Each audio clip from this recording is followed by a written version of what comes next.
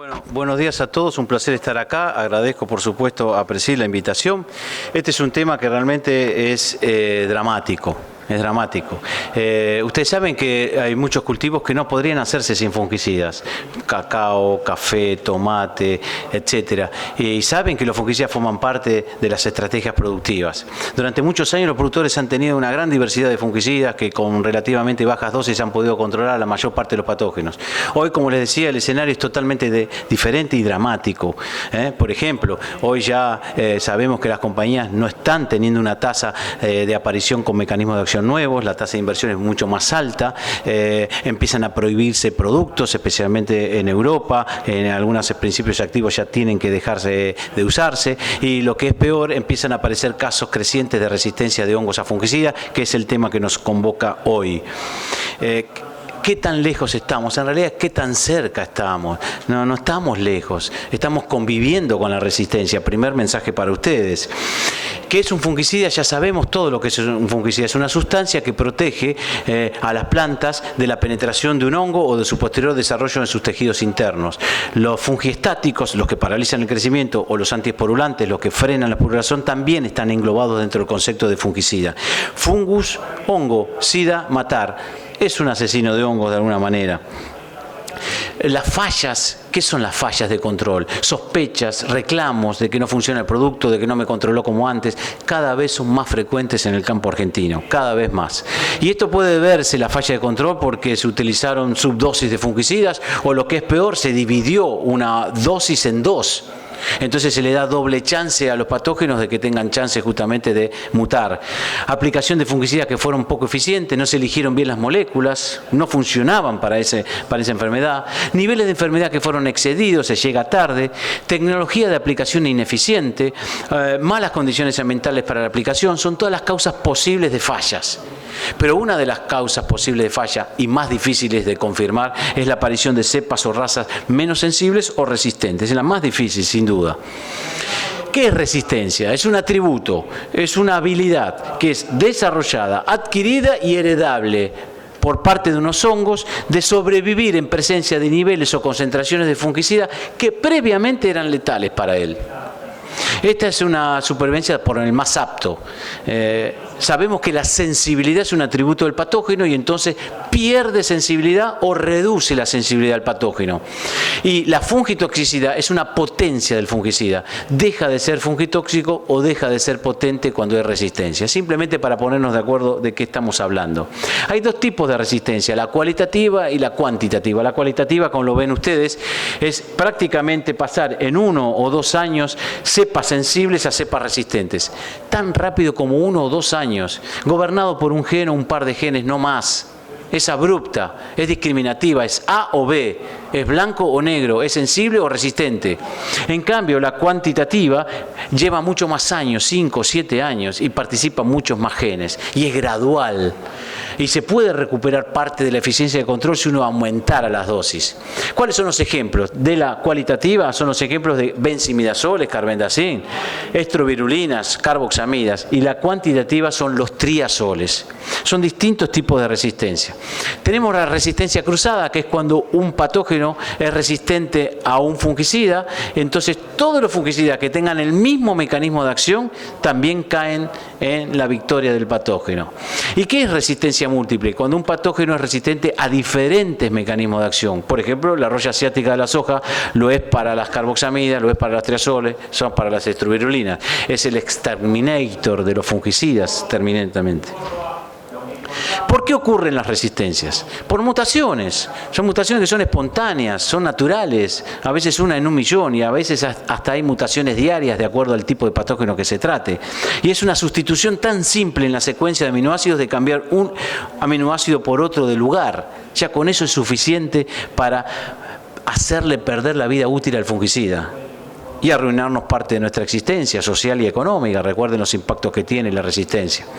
La mutación, por lo tanto, es una alteración genética, espontánea de ADN. Es un fenómeno normal que ocurre. Y la utilidad que tiene en una población es sobrevivir a una amenaza, a un desafío que es justamente el fungicida. Y es transmitido a la descendencia, es heredable, no olviden eso, por favor. Y vamos a lo más interesante quizás, que es los casos de resistencia en Argentina. Desde el año 2007 hemos anunciado que la roya naranja o de la hoja que hoy está en boca de ustedes, que hoy ha crecido, que viene a compartir el escenario con la roya amarilla y que le quiere ganar su protagonismo y por eso aparece más temprano, históricamente siempre apareció más tarde la roya naranja y ahora aparece más temprano, es menos sensible a los triazoles. Y yo todavía no concibo cómo técnicos o productores compran triazoles para utilizar y hacer el control sobre la roya naranja cuando es ineficiente usar triazoles solo para roya naranja. Este es un caso concreto y si nosotros vamos directamente al cuadro, bueno, esto es 2007 donde se anunció en una investigación en conjunto con Brasil de que las cepas que estaban en Brasil y en Argentina coexistiendo eran resistentes y que han perdido sensibilidad a los triazoles. Cada vez que vean la CI50, que es este valor que está aquí, último que está aquí, mayor a 1 significa que el hongo ya perdió la sensibilidad o la redujo. Y vean ustedes, todos estos triazoles tienen 43, 40, 26, 44, 43. Mayor a 1 ya empezamos a sospechar que es resistente y nos está dando más de 40 a todos los triazoles, no hay duda. En cambio, las estrovirulinas siempre son todas menos de 1. Menos de 1. Quiere decir que en realidad el control hoy de la roya naranja, ¿quién lo está haciendo?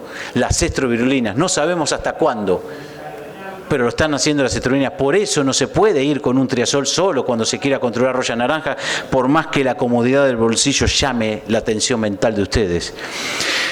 Mancha amarilla de reciente confirmación por la Facultad de Agronomía de la Universidad de Buenos Aires, Francisco Sautúa, y quien les habla, hemos detectado mutaciones sobre 100 aislados de todo el país de mancha amarilla.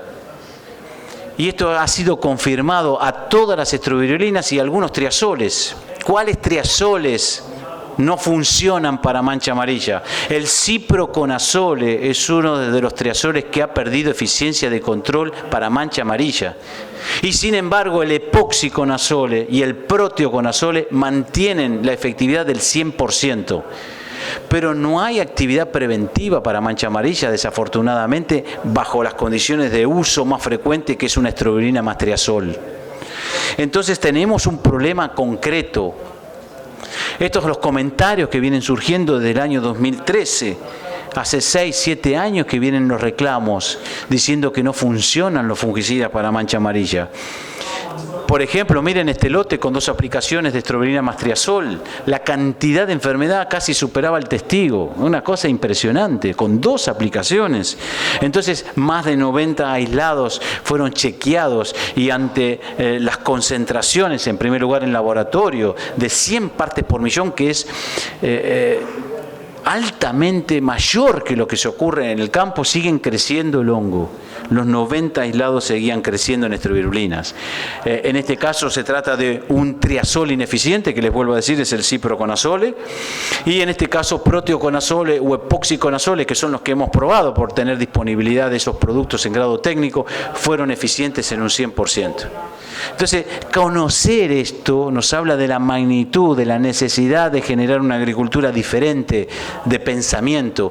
Nuestras confirmaciones moleculares ciertamente dieron que todos los aislados tuvieron esta mutación G143A, que hace caer a todas las estrovirulinas para mancha amarilla. Entonces, señores, estamos haciendo trigo, estamos haciendo soja y estamos haciendo casi queriendo hacer las mismas cosas que hace años atrás. Y les tengo que comunicar que lamentablemente tenemos que cambiar. Tenemos que cambiar en todo. Tenemos que sembrar conocimiento, tenemos que cambiar de actitud, tenemos que ser psicológicamente distintos cuando nos enfrentamos a un evento biológico que es impostergable y a veces impredecible. Lo cierto también es que aparecen en soja problemas. Ustedes conocen Cercospora kikuchi, ¿sí o no? Sí, bueno, y aquí vamos a comentar una novedad de una tesis doctoral, básicamente de lo que es la tesis doctoral de Francisco Sautúa. Y la tesis doctoral de Francisco Sautúa trabaja especialmente sobre Cercospora kikuchi, 500 aislados del país. Está próximo a hacer su publicación científica. Todos los aislados de Cercospora kikuchi fueron resistentes en laboratorio y molecularmente a las estrovirulinas. ¿Qué hacemos entonces? ¿Quién va a prevenir? ¿Cómo? Al carbendazil, la mitad de los aislados resistentes. ¿Un problema? Un problema adicional. Debo decir también, y corresponde decir, aunque no haya figurado en esta diapositiva, que fue la empresa BASF la que nos apoyó en los estudios moleculares de las cepas resistentes de mancha amarilla y que también en cercóspora, y la empresa Nova y Agrofina nos ha aportado los principios activos de grado técnico. Bolivia, preocupado por la roya asiática, sin duda. Bolivia, Paraguay, Brasil, todo roya asiática, todo roya asiática. Íbamos al campo y lo único que era roya asiática. Sin embargo, había un mar violáceo. Lástima que la luz es tan intensa que no permite distinguir la coloración violácea de esta diapositiva, pero les puedo asegurar que era un mar violáceo que nos llamó la atención, y entonces decían que era aceite, decían que era el sol. Tomemos las muestras, hicimos un trabajo de investigación en conjunto con la Universidad de Luisiana de Estados Unidos, y ese primer reporte de resistencia de Cercospora kikuchi en América del Sur a las estrovirulinas. Entonces, ¿en qué camino estamos? ¿Es dramáticamente diferente? Por supuesto que sí. No bastó la enseñanza de la resistencia a malezas. No bastó, no es suficiente. ¿Por qué seguimos haciendo las mismas cosas? Esa pulsión a la reiteración que muchas veces Freud decía que tenía el ser humano. Esa fuerza irreductible de repetir lo mismo, a veces pensando que lo tenemos que hacer a pesar de que nos salga mal o que nos haga daño. Y este es el trabajo que por primera vez entonces decimos que las estrovirulinas son también inútiles en este momento en Bolivia, y también el anuncio que hará Francisco especialmente para las Cercospora kikuchi de Argentina. Pasa exactamente lo mismo. Está en su tesis doctoral presentada aquí. Los aislados de todas las maneras. El año pasado recurrentemente me llamaron, recurrentemente, y me enviaron muestras de todos los lugares, de Bragado, de Vigán, de Alejo de Esma, de Venado Tuerto, etcétera. Aplicaciones de estrovirulina con triazol llenas de cercóspora, todas confirmadas molecularmente de que tenían resistencia. Esta es la situación. Recuerden ustedes una premisa básica: la selección que favorece la resistencia es inversamente proporcional al control logrado. Cuando ustedes no logran el control deseado, están favoreciendo la resistencia. ¿Y cómo hacen eso? Cuando llegan tarde, cuando no respetan la dosis, cuando no hacen manejo integrado, cuando no alternan mecanismos de acción. Y acá hago un llamado de atención. Alternar mecanismos de acción significa que coloquen fungicidas, pero que ambos o los tres sean efectivos para el patógeno. Porque de nada sirve mezclar fungicidas con distintos mecanismos de acción si no son efectivos para el patógeno. No es solamente una ecuación aritmética de sumar 1 más 1 y ser más eficientes. Las estrategias, por supuesto, antirresistencia deben ser antes de que ocurran las fallas. Si no, ¿de qué vale?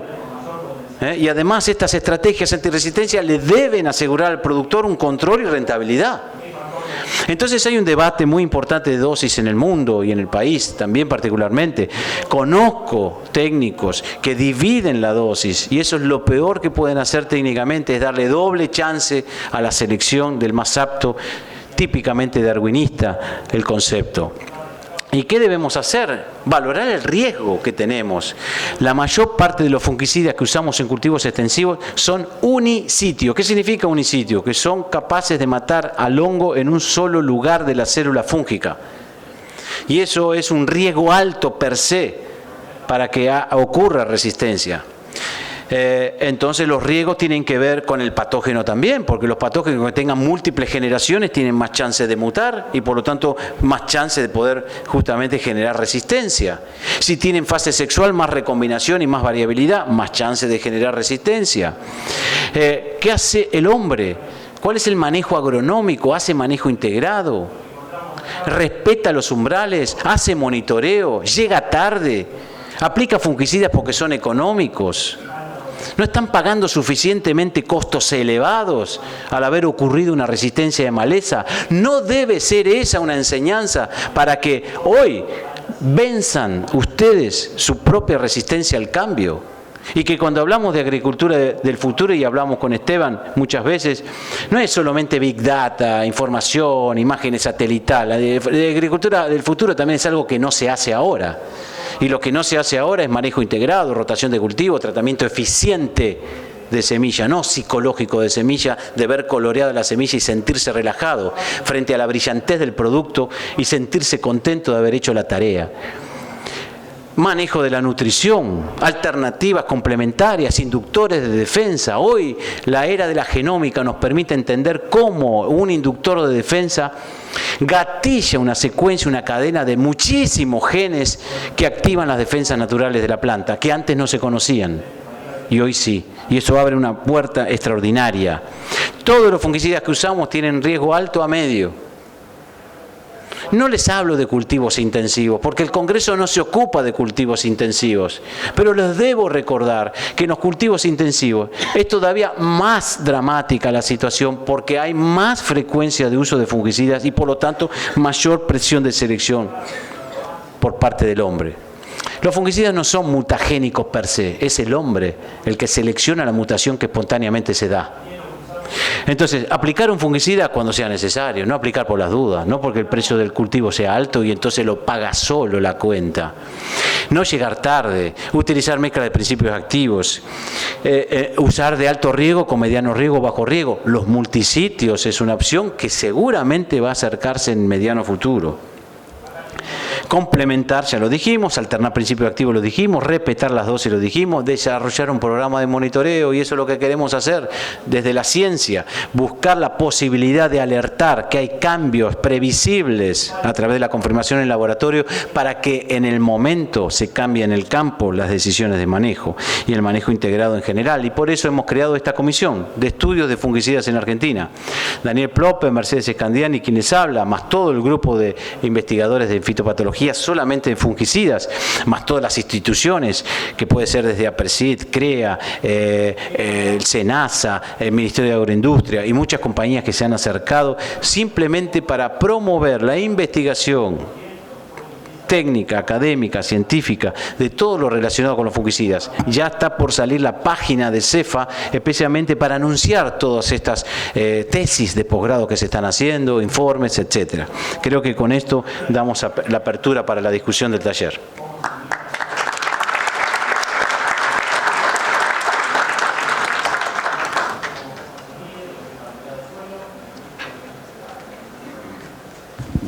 Bueno, muchas gracias, Marcelo. Yo me quedé un poquito asustado, pero bueno, y eso que he hablado seguido con Marcelo últimamente. Les pido que vayan levantando la mano, por favor, para hacer las preguntas y yo les voy acercando el micrófono por orden. Hola, buen día, ¿qué tal? Te quiero hacer dos consultas si es posible.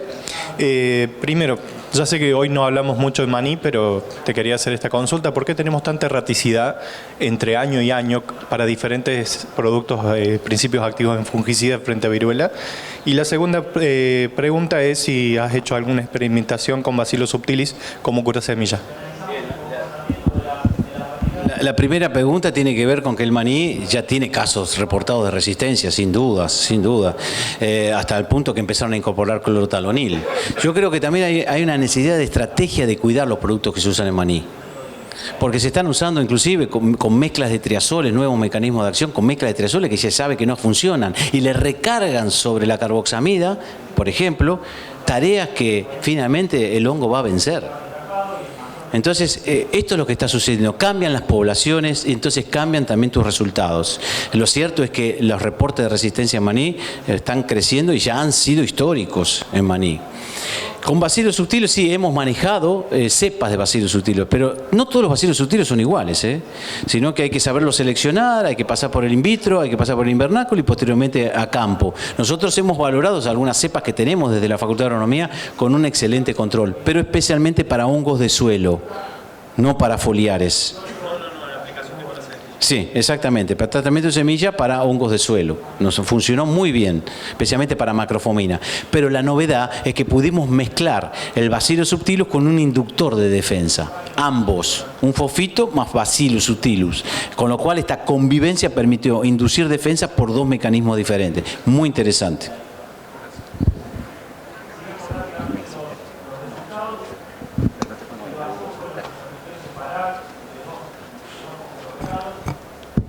Me dicen que tengo que estar acá, no les gusta mi rebeldía, pero bueno, voy a aceptar porque Esteban es un amigo mío.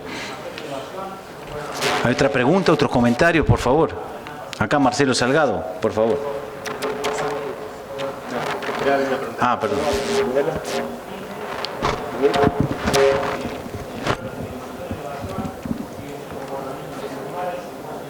Gracias. Marcelo, cuando uno ve las curvas de crecimiento de mediciones de casos de resistencia, por ejemplo, la que saca la REM, las que presentó hoy Bolsham, son curvas del siglo XXI. O sea, antes no estaba pasando y ahora está pasando en forma geométrica, no es lineal. O sea, esto es... ¿cuál es ¿Qué pensás vos que puede pasar inclusive con el achatamiento de soluciones químicas y la baja tasa de crecimiento de biotecnología? No puede crecer al ritmo a que está avanzando la resistencia según las curvas que estamos viendo. Yo soy pesimista y guardo un pequeño porcentaje de optimismo. Soy pesimista porque creo que la crisis va a crecer, que necesitamos eventualmente un evento de mucho cimbronazo para que entremos en razón.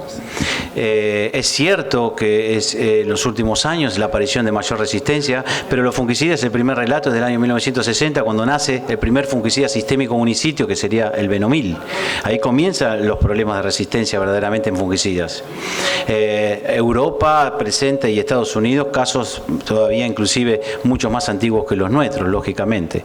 Creo que el achatamiento de los eventos biotecnológicos para generar nuevos mecanismos de acción es una tarea que va a venir, porque hoy los genomas de los diferentes hongos están disponibles. ¿Y qué es un genoma? Es descifrar 10.000, 12.000, 14.000 genes que tiene un hongo y saber si existen nuevos genes importantes, esenciales para la vida de ese hongo, en la cual crear nuevos mecanismos de acción. Creo que esto está por venir, pero lleva mucho más años y por lo tanto el problema tiene más tasa y tiene más importancia, más evolución que esto que vos estás comentando. Coincido con vos. Yo veo una situación más pesimista que optimista realmente, donde también temas sociopolíticos son claves, ¿no? Yo quiero un Estado presente en esto. Quiero una ciencia y una investigación más activa en esto y con más recursos, porque esto no es solo un problema agronómico, es un problema social y humano. No, si revisan las clínicas, el Garrahan o la Facultad de Medicina, el Hospital de Clínica, observan que quieren curar a los pacientes inmunodeprimidos de Aspergillus fumigatus que se le introdujo en el pulmón, y cuando quieren hacerlo con triazoles, porque se controla con triazoles humanos, no logran controlar y la tasa de mortalidad es 100%. Y cuando van y descubren por qué esa Aspergillus fumigatus mutó, esa misma mutación es la que le ocurrió a este Aspergillus en la naturaleza, en el suelo, en el ambiente, por haber usado triazoles durante tantos años en el mundo agrícola. Es un problema social también y de salud humana. Marcelo, Sí. el tema de carboxamida. Sí. ¿Ustedes monitorean resistencias? Es muy importante tu pregunta, Marcelo, es muy, muy, muy importante. La única carboxamida que nosotros podemos conseguir en grado técnico puro es Boscalit. Con lo cual no podemos conseguir las carboxamidas nuevas de las empresas, por lo menos acá en este país. En Estados Unidos es probable que la consigan muchos investigadores. No lo podemos conseguir. Entonces sí, claro, monitoreamos, pero nos gustaría monitorear las carboxamidas nuevas para ver cómo funcionan, cuál es el aporte. Vamos a hacer un pequeño aporte ahora que hay formulaciones, pero no es lo mismo que trabajar con grado técnico. Pero igual con formulaciones podemos tener una buena aproximación. Sí, por supuesto, monitoreamos. La resistencia a carboxamida es un poco más compleja. La succinato de deshidrogenasa tiene como 4 unidades, y entonces hay que ver en qué mutación ocurre en esa enzima, como para poder entender bien lo que hace el hongo, ¿no? En qué lugar va a mutar y va a interactuar con esa subunidad. Entonces es más compleja, pero es posible hacerlo, lógico. Pero sí te adelanto que en el mundo, a medida que van saliendo las carboxamidas, van cayendo. Ramularia, Colosignia en cebada, es resistente a carboxamida, roya asiática a la soja. Claro, no a todas, sino que está empezando a emerger el problema. O sea que también es de alto riesgo. Entonces, si uno usa una estrolina más triazol más carboxamida para roya asiática, el único que estaba haciendo el efecto es la carboxamida. Es lo como le estaba diciendo el colega, que cuando hacemos mezcla, todos tienen que ser efectivos. Si no, no tiene sentido y se sobrecarga la espalda del que hace el efecto, que en este caso es la carboxamida. Y por eso sale el mancosé y clorotalina a acompañar eso. Buena pregunta. Una consulta en cuanto ¿A dónde estamos? Levante la mano. Ah, ahí está. a monitoreo. ¿Qué umbral de incidencia y severidad se maneja? Bien, eso es muy importante también, ¿no? Porque tenemos hasta una discordancia con muchos técnicos. Algunos dicen, y hay umbrales, se habla de umbrales. No, los umbrales hace más de 15, 20 años hemos desarrollado y todos los años cambian.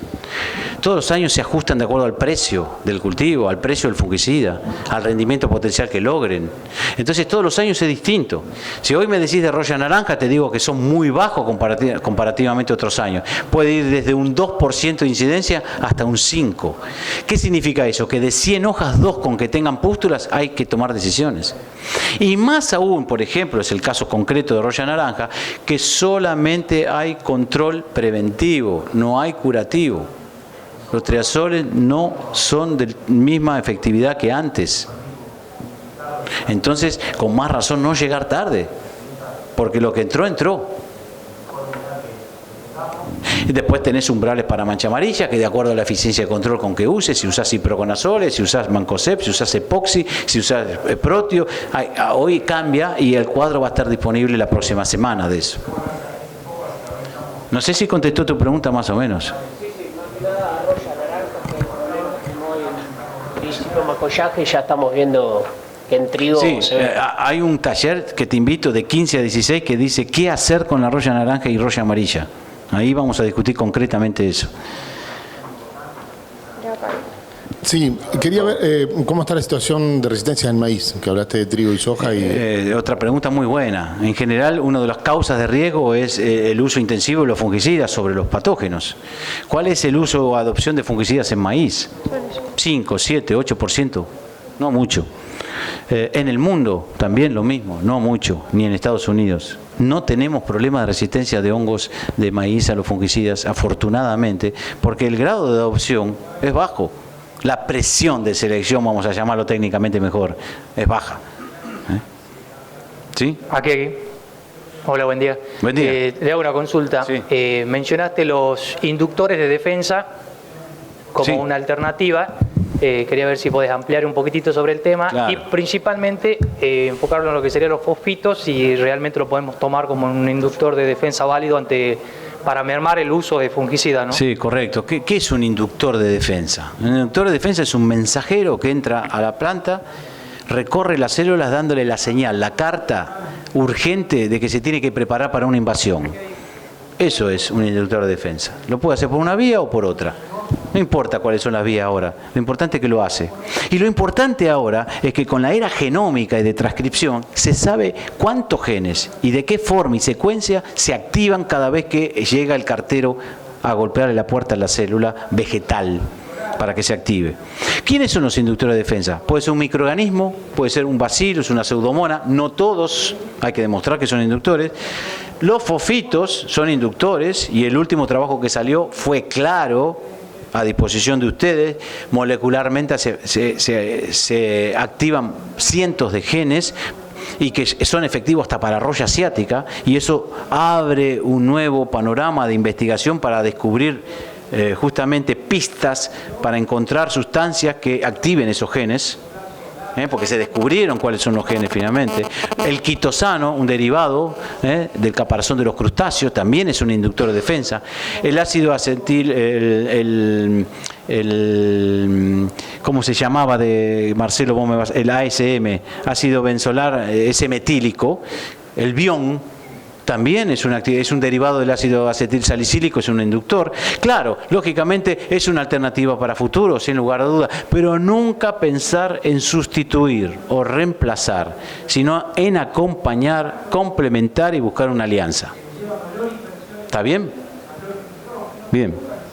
Acá Marcelo. Sí. Con respecto a Cercospora kikuchi, ¿qué están viendo que todavía...? Lo dijimos, ¿no es cierto? O sea, la estrobilurina, que el carbendazim está viendo que ya no funciona. ¿Y qué otra alternativa puede quedar? El trabajo de Francisco Sautúa con su doctorando, que lo está terminando, aclara perfectamente que todos los aislados son resistentes a estrobilulinas. La mitad son resistentes a carbendazim. Y entre los triazoles hay diferencia. Hay diferencia entre los triazoles. Entonces estamos mostrando un panorama también de dificultad, porque de hecho los reclamos del 2019, yo te mostré las diapositivas, son aplicaciones que no funcionaron. Y aquí el colega Bilbao tiene mucha historia con Cercospora kikuchi y sigue lidiando y peleando por qué kikuchi no se puede controlar. Es una locura. Cercospora kikuchi es el desafío inminente y futuro que tiene la soja y por supuesto nosotros. Es una enfermedad que se lleva hasta un 20% de rendimiento de soja y no hay chance de controlarlo eficientemente. Y recuerden siempre, la selección que favorece la resistencia es inversamente proporcional al control logrado.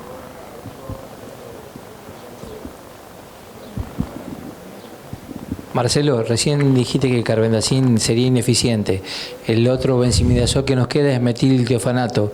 ¿Podría tener alguna diferencia o es prácticamente igual? En general, cuando se descubre una resistencia a un benzimidazol, es una resistencia cruzada, es decir, que caen todos los mismos mecanismos de acción. Gracias. Que es la inhibición, en este caso, del tubo en la división de la mitosis. Voy con una yo mientras se anima alguien más. ¿Y los multisitios para Cercospora kikuchi? Bueno, es importante entender los multisitios, si funcionan o no y de qué forma lo harían. Ciertamente los multisitios, uno trae a la memoria lo que es el tizón de la papa, que ha provocado la muerte de hasta 2 millones de irlandeses. Ese patógeno no se sabía primero que era un microorganismo. Recuerden que Darwin no trabajó con enfermedades de las plantas y recién de Bari fue el que determinó que había fitóftora atacando la papa y generando los ataques de tizón y por lo consiguiente la fuente de alimentación de los irlandeses que llevaban un poco los cultivos de los ingleses. Es así. Eso fue lo que ocurrió, murieron. Entonces, en ese momento nace Phytophthora como un microorganismo de importancia. Y a partir de ese momento comienza con la historia a usarse fungicidas de todo tipo. Una presión de selección sobre Phytophthora que es extraordinario. Es uno de los ejemplos también paradigmáticos de lo que es la resistencia. Y entonces empezaron a incorporar fofitos, empezaron a incorporar clorotalonil, mancozeb.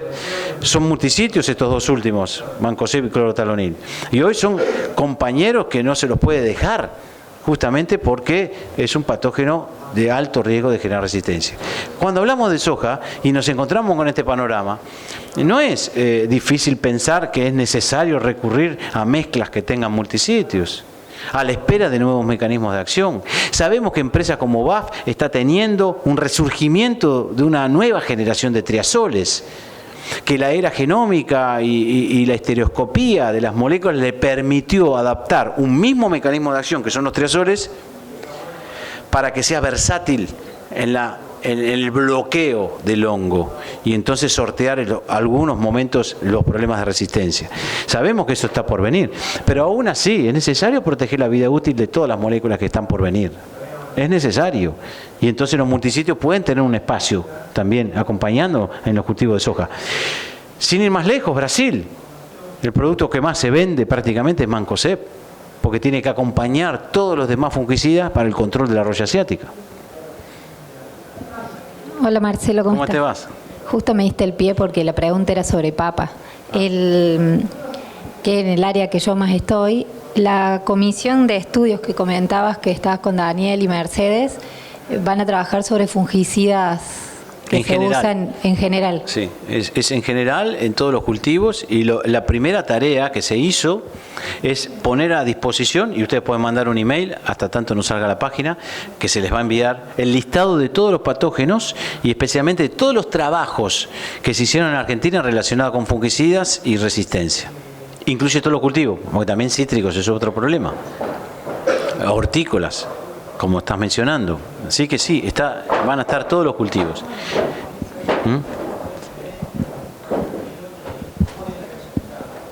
Marcelo también. Disculpe.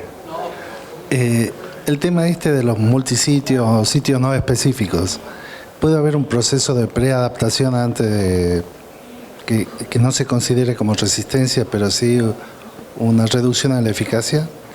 Es un poco los relatos que hablan sobre alguna posibilidad de eso. Hasta ahora no hay casos de eso, porque el multisitio lo que hace es abordar a la célula fúngica en 5 lugares, 6. Hasta a veces hay algunos está desconocido en matar a la célula fúngica. Y es muy difícil que un hongo se acostumbre a recibir 5 piñas en distintos lugares. En cambio, si usas siempre el mismo sitio, se sabe a qué lugar va a ir la piña y el hongo puede gambetear, eludir esa piña y pasar a ser resistente. Hablando brutalmente, si se me permite, en forma vulgar para que se entienda, que es difícil obtener esa adaptación o resistencia a los multisitios. Es muy difícil. De hecho, Mancosé, ¿cuántos años tiene? Tiene más años que yo. 60 tiene. Entonces, es un tema... Es claro. Se le cayó la sota, me parece. No.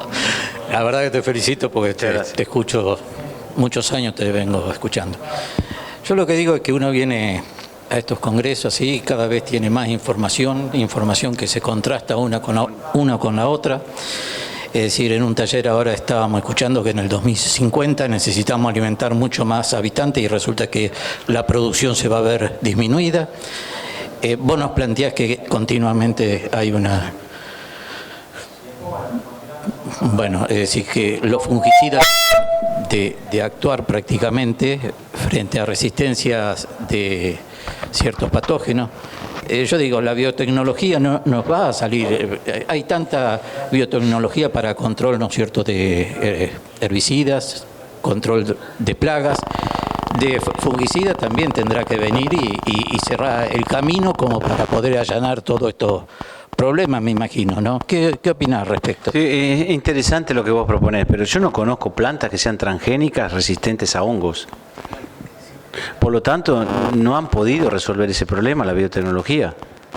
Este es un tema central. Imagínense Fusarium de la espiga, hace cuántos años y cuánta plata se invirtió y todavía tenemos el mismo problema de Fusarium de la espiga en todo el mundo, de trigo estoy hablando, en todo el mundo.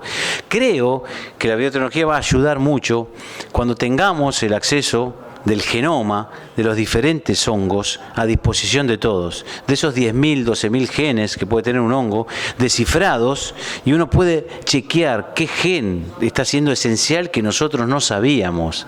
Y ahí entonces la biotecnología puede aportar a la creación de nuevos mecanismos de acción, de nuevas posibilidades de bloqueo de esos mecanismos de acción. Creo que ahí hay una gran puerta para seguir adelante más que la transgenia en sí mismo. Uno como ve cómo avanza todo, ¿no es cierto? Y que bueno, que antes un auto eléctrico era imposible, sí. Hoy directamente lo vemos que es más que posible. Y esto no será también que persiguen intereses económicos, que ya manejan tan bien el tema de biotecnología, de cambio de genes, de corte, a lo mejor de todo lo que es eso, que a lo mejor lo están demorando por problemas económicos, ¿no? Lo cierto es que, como habíamos hablado antes, los avances científicos y tecnológicos van por detrás de los cambios súbitos. ¿Quién iba a suponer que hoy en la Argentina la roya amarilla, desde hace 3 años, sea una de las enfermedades más importantes cuando durante 90 años había desaparecido? 90 años, 1930 fue la última epidemia que obligó a sustituir cultivares. ¿Quién iba a pensar eso? Entonces, el cambio climático, el cambio de la población, eso obliga o sea, desparrama toda planificación que se pueda hacer. Los mejoradores de trigo nunca han seleccionado para roya amarilla. Nunca. Si no era un problema, 90 años sin problema. Y así podemos seguir enumerando patógenos, ¿no? Y es la misma cosa. Además, recuerden que los cambios climáticos también generan evolución en las especies. Hoy se dice que hay una tasa de evolución mucho más rápida a consecuencia del cambio climático. Una roya amarilla que está adaptada a altas temperaturas cuando siempre estuvo fría. Y entonces Tucumán decretan un poco la emergencia sanitaria del trigo. Tucumán, con roya amarilla. Una locura, impensable. Entonces lo que quiero decir es que hay un montón de factores, pero creo que los entendibles tienen que ver con finalmente tasa de evolución del problema mayor que las posibilidades de las empresas en este momento.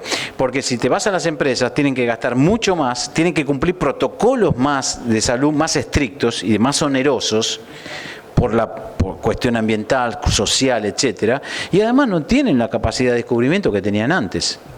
Esta es la realidad. Pero no pensemos solo en las empresas, ¿por qué no pensamos en nosotros? No hacemos las cosas bien. Marcelo, un poco llevando a colación todo esto, vos hablaste de dos momentos de resistencia, 2 años para uno y 7 años para otro. Sí, correcto. 2 tipos y dos momentos. Sí. Si vos tenés en cuenta que los fungicidas o cualquier pesticida tiene un ciclo más o menos de la creación de la molécula hasta que sale al mercado 10, 12 años, Sí. ¿qué se te ocurre a vos hoy o qué nos puedes sugerir para paliar esto? Porque no vamos a tener inmediatamente moléculas que nos van a estar solucionando. Claro. O sea, ahora hay que buscar paliativos Claro. y acompañar. ¿Qué podrías vos Por sugerirnos a supuesto, eso? pero es también una especie de... Si nosotros sacamos un fungicida nuevo y seguimos haciendo las mismas cosas, va a correr la misma suerte. No hay duda. O sea, ¿qué sugerimos? Que hagamos las cosas bien. ¿Y qué es hacer las cosas bien? Pensar y aplicar conocimiento por hectárea. No recetas, no llave en mano de las cosas, no emergencias con matafuegos, sino que pensar. Pensar significa que hay una posibilidad de manejo. Nosotros siempre hablamos de manejo integrado y lo hablamos en las facultades, en las universidades, en los INTA, en todos lados, pero no se aplica el manejo integrado, no se aplica la urgencia económica, las cuestiones sociales y políticas, la ausencia de varias cosas, hace que el productor se quede acorralado y haga siempre lo mismo. ¿Y eso qué significa? Lo mismo, monocultivo, tratamiento de semillas sin pensar, no hace un manejo nutricional, no hace rotación de cultivos, y cuando tiene que aplicar fungicida lo piensa 2 veces, le usa lo más barato, divide la dosis, o de alguna manera quiere un fungicida de inmediato que sirva para todo. En trigo protestan porque hay que hacer hasta 2 aplicaciones. Hace 20 años atrás casi no aplicábamos ni para trigo fungicida, y era Fusarium el que dominaba. Interesante también tu mirada. Bueno, se nos va cumpliendo el tiempo. Bien. Así que los esperamos en el taller de la tarde, al que le haya quedado una pregunta más, sobre todo de Royas. Y bueno, otro aplauso para Marcelo y gracias a todos ustedes.